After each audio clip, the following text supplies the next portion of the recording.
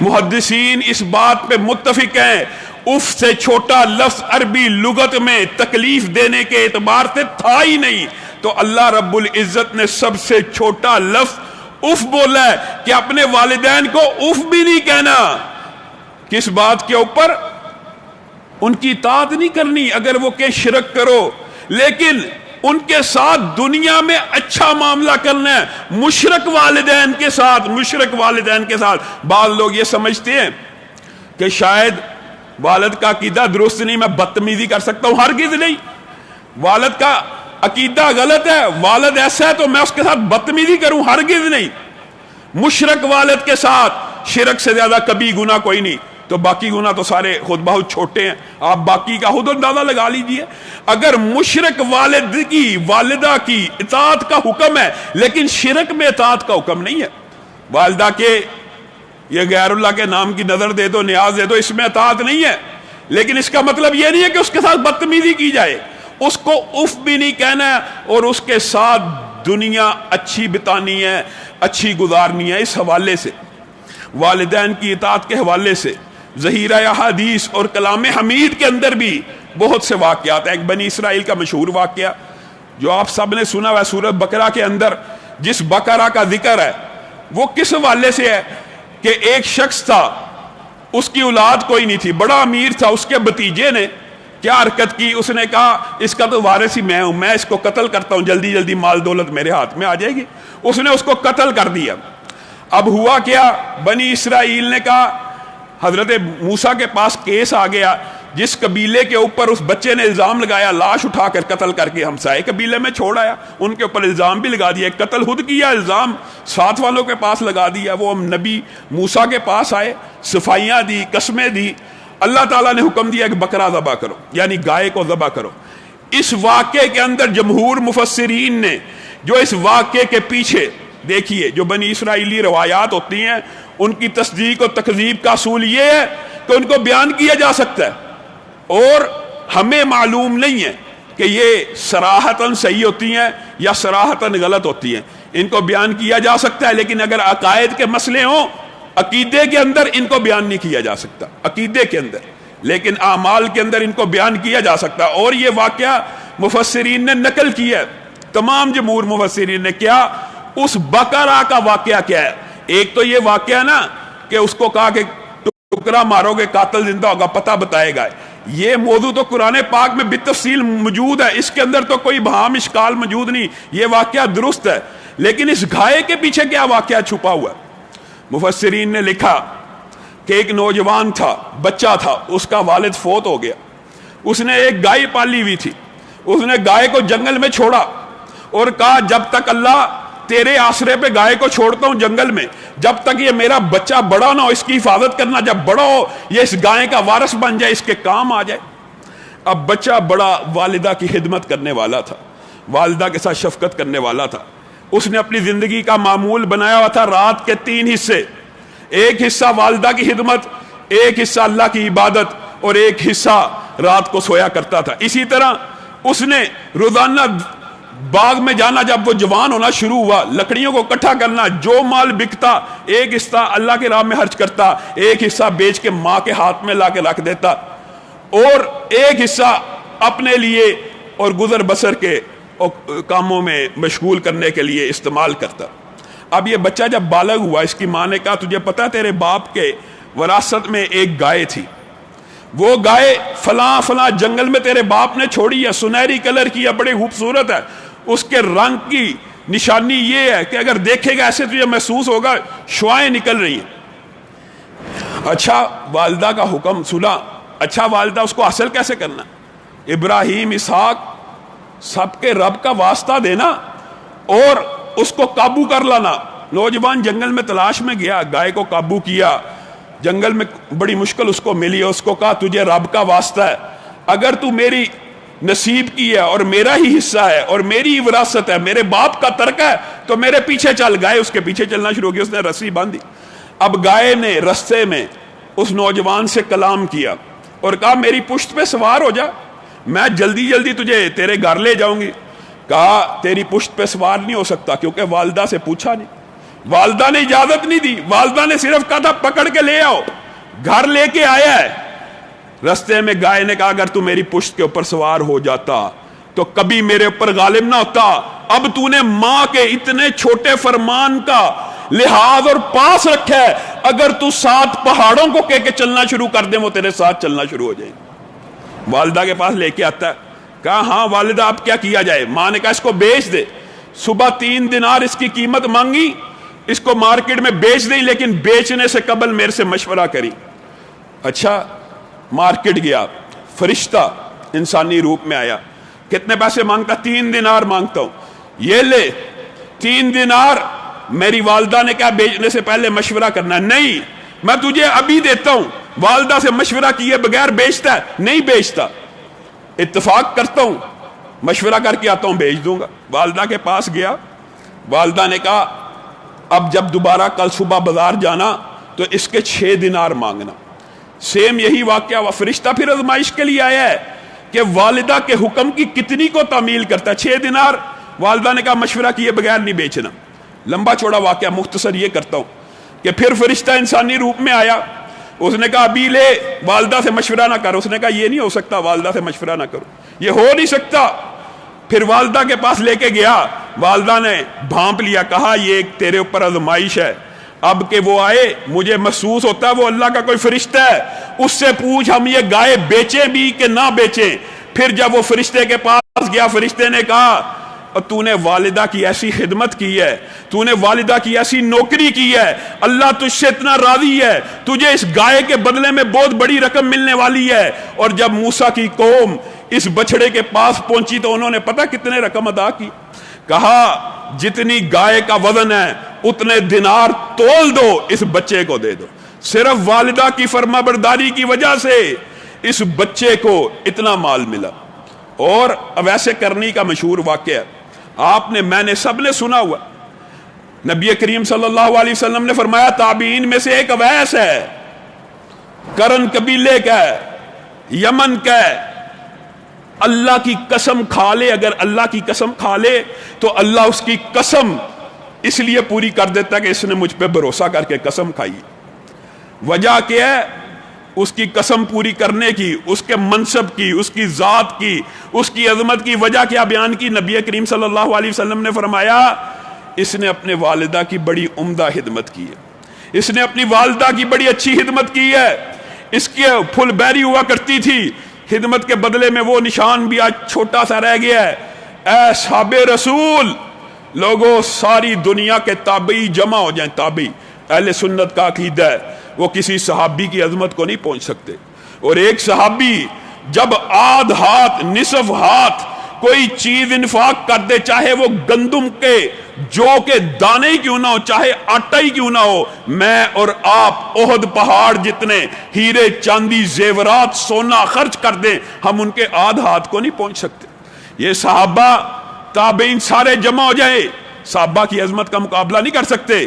لیکن نبی کریم صلی اللہ علیہ وسلم ایک فضیلت بیان کر رہے ہیں۔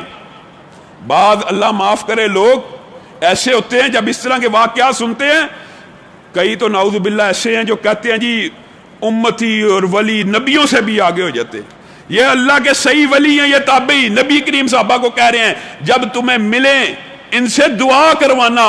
وجہ کیا؟ اس نے اپنی والدہ کی ایسی خدمت کی ہے، اللہ اس کے ہاتھ کو خالی نہیں لٹاتا۔ نبی کریم صلی اللہ علیہ وسلم کے پاس ابو موسیٰ اشعری آئے اسلام قبول کرنے کے لیے، نبی کریم نے پوچھا وہ عورت اس کا کیا بنا؟ کہا اس عورت کو تو ہم نے بڑے اچھے انداز میں اس کے گاؤں میں چھوڑ دیا، شاید فوت ہو گیا، شاید زندہ ہے۔ نبی کریم صلی اللہ علیہ وسلم نے کہا اس عورت کو رب نے معاف کر دیا ہے، اس عورت کو رب نے جنت میں داخل کر دیا ہے۔ صحابہ نے پوچھا اس نے کون سا ایسا عمل کیا تھا؟ نبی کریم صلی اللہ علیہ وسلم نے کہا جب رات کو آواز پڑی تھی کہ لشکر حملہ کرنے والا ہے، اس عورت کی اور نیکیاں زیادہ نہیں تھی، لیکن اس کو ماں کا احساس تھا، پتہ لگا لشکری آ رہے ہیں، حملہ آور ہونے لگے ہیں، ماں کو اپنے کندھے کے اوپر اٹھایا، تم لوگوں کے ساتھ ہجرت کی۔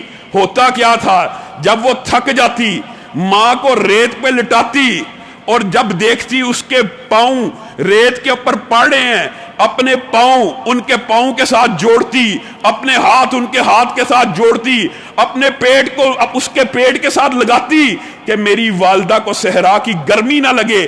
اللہ کی قسم اس ایک عمل کی وجہ سے رب نے اس عورت کے سارے گناہوں کو معاف کر دیا۔ آج میں اور آپ اولڈ ہوم بنے ہوئے ہیں۔ یہ کہاں کا کلچر ہے؟ یہ اسلام کا کلچر ہے؟ آج دکھ اور افسوس کی بات ہے ہمارے معاشرے میں وہ تمام قوانین، وہ تمام اسلوب، وہ تمام لبرلزم کی سہولتیں یہاں پہ لے کے آ رہے ہیں جن کا اسلامی معاشرے میں تصور ہی نہیں کیا جا سکتا۔ نبی کریم صلی اللہ علیہ وسلم کے پاس بیٹا شکایت لے کے آ رہا ہے، میرا والد جب دل کرتا ہے پیسے لے لیتا ہے، جب دل کرتا ہے پیسے لے لیتا ہے۔ اس حوالے سے بھی طویل تر روایت موجود ہے، لیکن صحیح ترین الفاظ کے ساتھ نبی کریم صلی اللہ علیہ وسلم کو شکایت لگاتا ہے بیٹا۔ باپ کے دل کو چوٹ پڑتی ہے، نبی کریم کے پاس آ کے حاضر ہوتے ہیں۔ نبی کریم پوچھتے ہیں کیا ہے معاملہ پیش کرو۔ کہا یہ چھوٹا سا تھا، یہ بچہ تھا، یہ کم عمر تھا، بستر پہ پیشاب کر دیتا تھا، میں اس کو نہلاتا تھا، میں اس کی پرورش کرتا تھا، اس کو بڑا کیا، پالا پوسا، امیدوں کا مرکز بن گیا، امیدوں کا محور بن گیا۔ اب ضرورت یہ تھی کہ میں تندرست ہوا کرتا تھا، میں اس کی پرورش کرتا رہا، اب میں کمزور ہو گیا ہوں، یہ توانا اور تندرست ہو گیا ہے، اب میرا حق ہے میں اس سے پیسے مانگتا ہوں کیونکہ میں اس کو حق سمجھتا ہوں اپنا۔ نبی کریم صلی اللہ علیہ وسلم اس صحابی کی گفتگو سن رہے ہیں، ان کی آنکھوں سے پانی جاری ہے، اپنے صحابی کو ڈانٹ کے کہتے ہیں تو اور تیرا سارا مال تیرے باپ کا ہے، تو اور تیرا سارا مال تیرے باپ کا ہے، تو اور تیرا سارا مال تیرے باپ کا ہے، تو اپنے باپ کو چند روپے لینے سے روکتا ہے؟ اسلام کا کلچر یہ ہے، والد اور والدہ جب چاہیں، جس وقت چاہیں، جب مرضی چاہیں، جتنے پیسے اولاد سے مانگے۔ افسوس ہے افسوس، بعض لوگ مسئلے پوچھتے ہیں، والد والدہ کو زکوٰۃ لگ جاتی ہے، نعوذ باللہ، دکھ کی بات ہے کہ نہیں؟ لگنا نہ لگنا یہ مسئلہ ایک الگ ہے، لیکن والد اور والدہ کا تیرے اوپر یہ حق ہے، اس نے تجھے اس لیے پیدا کیا تھا، آج تو یہ مسئلے پوچھے کہ ان کو زکوٰۃ لگ جاتی ہے۔ والد اور والدہ کا سارا حق ہے انسان کے اوپر، لیکن معاشرے کی کجی دیکھے، معاشرے نے پلٹا کیسا کھایا ہوا ہے۔ ہم نے اولڈ ہوم بھی ہمارے پاکستان میں، لاہور کے اندر نعوذ باللہ ایسے گھر موجود ہیں جہاں پر بوڑھے والدین کو ان کے سپرد کر دیا جاتا ہے۔ دکھ کی بات ہے، افسوس کی بات ہے، تکلیف کی بات ہے۔ اسلامی معاشرے سے یہ بات میل ہی نہیں کھاتی۔ نبی کریم صلی اللہ علیہ وسلم سے ایک صحابی جہاد کے شوقین ہے، جہاد کرنا چاہتے، جہاد کے لیے آنا چاہتے، بار بار تڑپ ہے اللہ کے راستے میں شہید ہو جاؤں۔ جہاد کی نبی کریم نے ایسے فضائل بیان کیے ہیں، اب میرا دل کرتا ہے میں صرف جہاد کیا کروں۔ نبی کریم کے پاس آئے، نبی کریم نے حالات و واقعات پوچھے، گھر میں والدہ ہے؟ والدہ تو ہے۔ تیرا جہاد اس کی خدمت میں ہے، تیری والدہ کے پاؤں تلے تیری جنت ہے۔ یہ حدیث جو مشہور ہے کہ جنت ماں کے قدموں تلے، ایسی صحابی کو کہا گیا ہے کہ جنت تیری ماں کے قدموں تلے ہے، تو اس کی خدمت کر، تیرا یہی جہاد ہے۔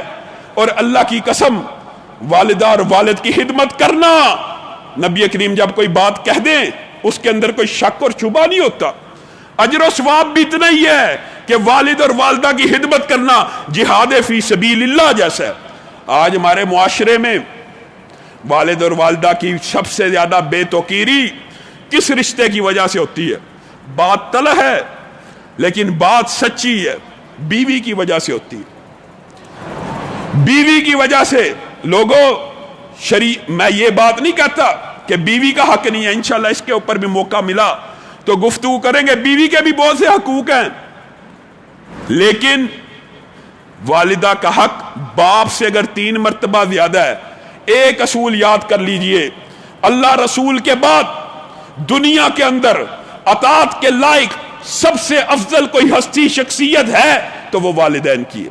اور بیوی کے لیے یہ مردوں کی بات ہے، عورت کے لیے اللہ رسول کے بعد اطاعت کی حقدار اگر کوئی شخصیت ہے تو وہ اس کا خامند ہے، اس کا شوہر ہے۔ اگر معاشرے کے اندر یہ ہارمنی، یہ اصول و ضوابط لاگو ہو جائیں، معاشرے میں لڑائی جھگڑا نہ ہو۔ آپ بیوی کی وجہ سے والدہ سے منہ بنائیں، بیوی کی وجہ سے والد سے منہ بنائیں، نہیں، اعتدال کے ساتھ چلنا ہے، بیلنس کے ساتھ چلنا ہے. یہ نہیں کہ بیوی کو بھی مار رہا ہے، میری والدہ کی خدمت کر. والدہ کی خدمت وہ اگر تیری بیوی کرے گی اس کا احسان ہے. والدہ اور والد کی خدمت تجھ پہ فرض ہے، تجھ پہ فرض ہے، بیوی کے اوپر احسان ہے. ہاں شوہر کی اطاعت فرض ہے، شوہر حکم دیتا ہے میری والد والدہ کی اطاعت کرے تو اس کو ملازمہ نہ سمجھے، وہ حسب استطاعت اس کی ذمہ داری ضرور اس کے اوپر لگائے، لیکن اپنی والد اور والدہ کے لیے اپنی کمائی میں سے خادمہ کا انتظام کرے، اپنی کمائی میں سے خادمہ کا انتظام کرے. اگر اس نے والدین کے حق کو ادا کرنا ہے اپنی کمائی سے ایک خادمہ مختص کر دے تاکہ گھر میں لڑائی جھگڑا ہو ہی نہ سکے. لوگوں، ماں باپ کا حق بیوی سے اس قدر فوق ہوتا ہے. آج مرد بالعموم والدین کی حق تلفی، یقین مانیے ہر روز مسئلے مسائل سن سن کے اس بات سے آگہی ہوتی ہے کہ سب سے زیادہ لڑائیاں گھر میں ساس بہو کے جھگڑے سے ہو رہی ہے. جو بہو کے حقوق ہیں وہ بھی الگ بات ہے، لیکن آپ کے سامنے شریعت کا ایک مسئلہ رکھنا چاہتا ہوں. نبی کریم صلی اللہ علیہ وسلم کی سیرت سے بھی، سابقہ انبیاء کی سیرت سے بھی، اصحاب رسول کی سیرت سے بھی یہ بات ثابت ہے کہ اگر والد شرعی عذر کے تحت اپنے بیٹے کو حکم دے کہ اپنی بیوی کو چھوڑ دے تو بیٹے کے اوپر فرض ہے اپنی بیوی کو چھوڑ دے. کس وجہ سے؟ ابراہیم اسماعیل کے گھر زیارت کے لیے آتے ہیں، گھر آتے ہیں، پوچھتے ہیں، عورت کو دیکھتے ہیں، حالات کیسے ہیں؟ بہت برے حالات ہیں. کیسا گزر اوقات ہو رہا ہے؟ بہت بری طرح گزر بسر ہو رہا ہے. بیابان ہے، جنگل ہے، پینے کو پانی نہیں، پھل نہیں. اچھا بیٹا اسماعیل آئے، اس کو کہنا اس طرح کا بزرگ آیا تھا اور کہہ گیا ہے کہ گھر کی چوکھٹ کو تبدیل کر لے دا. لوگوں، اس کے اندر باپ کا حکم طلاق کا موجود ہے اور اسماعیل نے بعین اسی طرح اپنے باپ کے حکم کے اوپر عمل کیا اور بیوی کو تبدیل کر لیا. پھر آئے، بیوی سے حال پوچھا، اچھی ذہن کی عورت، اللہ کا شکر ہے، جس حال میں بھی اللہ کا فضل ہے. نبی کریم صلی اللہ علیہ وسلم فرماتے ہیں حضرت ابراہیم نے کہا کہ اب تیری چوکھٹ پختہ ہے، اب تیری چوکھٹ اچھی ہے، اس کو برقرار رکھی. والد اگر حکم دے، اور عبداللہ ابن عمر کے واقعے کے اندر بھی یہی بات پوشیدہ ہے. جب طلاق کا حکم ہوا نبی کریم صلی اللہ علیہ وسلم مشورہ ہوا شرعی عذر شرعی ہو، یہ نہیں کہ ساس اور سسر کو بہو بری لگی، ساس اور سسر کو بہو سے ناراض ہوئے تو انہوں نے بچے کو کہہ دیا کہ اس کو طلاق دے دو. عذر شرعی ہونا چاہیے، عیب شرعی ہونا چاہیے. تب والد اور والدہ کوئی عیب شرعی دیکھے اور بچے کو حکم دے بیوی چھوڑ دو تو بچے کے اوپر فرض ہے بیوی کو چھوڑنا. شریعت کا مسئلہ تو یہ ہے. تو میری بہنیں بیٹیاں یہ بات یاد رکھیں کہ اپنے خاوندوں کو اس بات کے اوپر ہرگز نہ اکسائیں کہ وہ اپنے والدین جو ان کے لیے دعائیں کرنے والے ہیں، جو ان کے لیے آخرت کا جنت میں جانے کا ایک سبب ہے. کتنی احادیث موجود ہیں، انشاءاللہ آئندہ آنے والے دروس میں ان کو بیان کریں گے. نبی کریم صلی اللہ علیہ وسلم کی سیرت کے حوالے سے چند باتیں آپ کے سامنے رکھنا چاہتا ہوں. اور ایک بات وہی جو کل لوگوں نے سوال کیا تھا، بھائیوں، دوستوں، بیٹوں، بیٹیوں، بات یہ ہے کہ بچوں کا مسجد میں آنا ہر حال میں سر آنکھوں پہ، سر ماتھے پہ، لیکن والد اور والدہ ان کی حرکات سے غافل نہ ہو. ہوتا کیا ہے بالعموم کہ جس کا ذاتی بچہ ہوتا ہے وہ اگر رو رہا ہونا اس کو تکلیف اتنی نہیں ہو رہی ہوتی، لیکن ساتھ والے جو سن رہے ہوتے ہیں وہ ڈسٹرب ہو رہے ہوتے ہیں، وہ بے چین ہو رہے ہوتے ہیں، ان کی نماز میں خلل پڑ رہا ہوتا ہے. تو اللہ کے فضل و کرم سے اللہ تعالیٰ نے ہمیں وسیع جگہ دی ہے. اس مرتبہ مردوں کے حال میں تو بچوں کا شور اس لیے بھی کم ہے، پچھلا حال ہم نے بچوں کے لیے مختص کیا ہوا، وہاں پہ ایک خادم ہوتا ہے ان کو سمجھاتا ہے، لیکن وہاں پہ وہ دوڑتے رہتے ہیں، ہمیں آواز نہیں آتی، ہم ڈسٹرب نہیں ہوتے، اس لیے وہ کھیلتے ہیں. تو جو عورتوں میں بھی بچے ہوں، میرا مشورہ یہ ہے، میری ذاتی رائے ہے کہ جو بچہ عورتوں میں 3-4 سال سے بڑی عمر کا لڑکا ہے اس کو والد کی طرف بھیج دیا کرے تاکہ عورتوں کی جو ہر روز شکایت آتی ہے کہ شور بڑا ہے، تنگ بڑا کرتے ہیں۔ دوسری بات ہے ہم نے وہاں پہ خادمہ رکھی ہوئی ہے، باہر ایک قسم کا پلے گراؤنڈ ٹائپ ماحول ان کو دیا ہوا ہے، جو بچی ہیں وہ وہاں چلی جائیں، جو بچے ہیں وہ والد کے ساتھ اس ہال میں آ جائیں۔ ہم نے پیچھے ہال میں بچوں کا انتظام کیا ہوا ہے، لیکن یہ بات نہیں ہے کہ بچوں کی تربیت کرنے کے لیے بچوں کو مارنا جائز ہے۔ یہ بات صحیح ہے اور درست ہے کہ تعلیم و تربیت کے لیے مارنا جائز ہے، لیکن ہمارے لیے اسوہ نبی کریم صلی اللہ علیہ وسلم کی ذات ہے کہ انس ساری زندگی نبی کریم کی خدمت کرتے رہے۔ کہتے ہیں کبھی گلاس ٹوٹا، کبھی وضو کا لوٹا ٹوٹا، کبھی کوئی چیز ٹوٹی، کبھی کوئی چیز ٹوٹی، جب بھی ٹوٹتی میں نبی کریم کی طرف ڈر کے دیکھتا، آگے سے نبی کریم ہمیشہ مسکرا رہے ہوتے۔ کہا ایک دن مجھے بڑا غصہ تھا، نبی کریم صلی اللہ علیہ وسلم مجھے انداز بھی ایسا لفٹ نہیں کرا رہے تھے، یعنی اردو میں جو لفظ ہی ہوتا میرے لفٹ نہیں تھے کرا رہے۔ نبی کریم نے کہا انس فلاں جگہ جا۔ کہتے ہیں میں چپکے سے باہر نکلا اور میں بچوں کے ساتھ کھیلنا شروع ہو گیا کہ مجھے نبی کریم صلی اللہ علیہ وسلم جب تک منائیں گے نہیں میں نبی کریم کی بات نہیں مانوں گا۔ لوگوں ایسا کوئی شفیق، ایسا کوئی تربیت کرنے والا اسوہ تو یہ زندگی ہے، یہ بات نہیں ہے، شریعت سے ثابت ہے۔ بچے کو ضرب لگانا، مارنا، میں اس بات کا انکار نہیں کرتا، لیکن نبی کا اسوہ کیا ہے؟ چپکے سے انس کے پیچھے جاتے ہیں، آنکھوں پہ ہاتھ رکھ کے کہتے ہیں یا انیس، انس کو انیس پیار سے، اے میرے چھوٹے بیٹے، اے میرے انیس، کیا میرے کہنے پہ میرا کام نہیں کرے گا؟ آقا آپ حکم دیں، میں تو آپ کے کام کے لیے تیار تھا، صرف اسی بات کا انتظار تھا کہ آپ مجھے منائے تو صحیح۔ اور نبی کریم صلی اللہ علیہ وسلم کی سیرت کے اندر ایک خاص پہلو بہت اہم ہے، وہ کیا ہے؟ نبی کریم صلی اللہ علیہ وسلم کا جیسے پہلے بیان کیا، عفو درگزر، معاف کر دینا، معاف کر دینا، معاف کر دینا۔ نبی کریم کی زندگی بھری ہوئی ہے، آپ خود بتلائیے۔ نبی کریم صلی اللہ علیہ وسلم نے جب دعوت شروع کی، ظاہر اکیلے تھے، ساری دنیا دشمن ہی تھی، ہر دشمن کو معاف کیا۔ کس انداز میں فتح مکہ ہوئی، لا تثریب علیکم اليوم، بلال بھی تیار ہیں، سارے صحابہ جن کے اوپر ظلم ہوا، جن کو تپتی ریتوں میں جھلسایا گیا، جن کے سینوں پہ پتھر رکھے گئے، جن کی پشتوں پہ کوڑے مارے گئے، جن کو اذیتیں دی گئی، وہ سارے فتح مکہ کے موقع پہ تیار ہیں۔ آج بدلوں کا دن ہے، آج بدلے لیے جائیں گے، آج بلال کی تلوار سے کوئی دشمن نہیں بچے گا، آج میں فلاں سردار کو، فلاں سردار کو، فلاں سردار کو۔ سارے مظلوم صحابی خوش ہیں، فتح ہو گئی، عزت مل گئی، اقتدار ملنے والا ہے۔ اب جس نے اذیت دی ہے ہم ان سے بدلے لیں گے۔ نبی کریم اپنے صحابہ کے بدلتے ہوئے تیور دیکھ رہے ہیں، کھڑے ہوتے ہیں، اعلان کرتے ہیں لا تثریب علیکم اليوم، او میرے صحابہ، او میرے دوستوں، او میرے بیٹوں، او میرے بھائیوں، آج مجھے یوسف کا کردار نبھانے دو، آج میں اپنے بھائیوں کے لیے عام معافی کا اعلان کرتا ہوں۔ آج کے دن ان کو کوئی اذیت نہیں دے گا، کوئی دکھ نہیں دے گا، کوئی غم نہیں دے گا، اور جاؤ جو میرا سب سے بڑا دشمن تھا اس کو میں محمد صلی اللہ علیہ وسلم یہ اعزاز دیتا ہوں، یہ خوشخبری سناتا ہوں اس کے اسلام قبول کرنے کے بدلے میں کہ جو ابو سفیان کے گھر داخل ہو جائے گا امان میں آ جائے گا۔ جو کافر، لڑنے والا، جنگ کرنے والا، تلوار اٹھانے والا ابو سفیان کے گھر داخل ہو جائے گا، محمد صلی اللہ علیہ وسلم کی طرف سے اس کو امان دے دی جائے گی۔